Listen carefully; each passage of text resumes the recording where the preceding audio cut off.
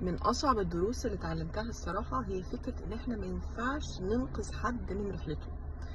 كان الجزء الأولاني فكرة إن إحنا نتقبل أصلا إن الناس ليها رحلة مختلفة عننا، وإن كل واحد ماشي بسرعته المختلفة وبطريقه المختلف وتعلماته والدروس اللي محتاج يتعلمها المختلفة عننا.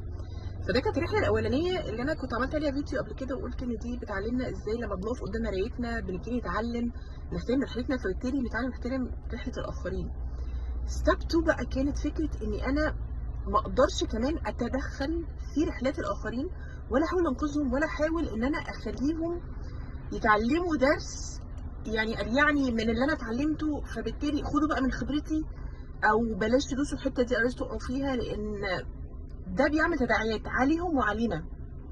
اللي بيحاول ينقذ حد من رحلته أو بيحاول إن هو يأثر على رحلة الآخرين، بغض النظر عن النوايا بقى، سواء كانت نوايا طيبة أو نوايا سيئة، ده بيأثر بيرجع بالسالب على الشخص نفسه، لأن أنت تدخلت في رحلة حد، فبالتالي طلعت out of your way وطلعتهم بره طريقهم، وده بيأثر عليك أنت أو أنتي بطريقة بتبان بقى قدام في الحياة.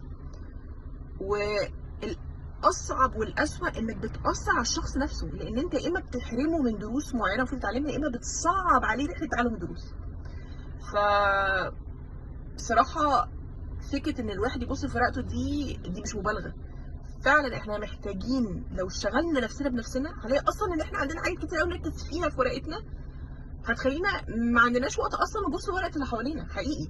بس الموضوع بيحتاج ان لازم اعدي بستيب 1 الاول كويس، اقف قدام مرايتي صح، واركز اساسا في اللي انا بشوفه منها، بدل ما انا مركز بره. طول ما انا مركز بره هيفوتني دروسي انا اللي محتاجه اتعلمها جوه.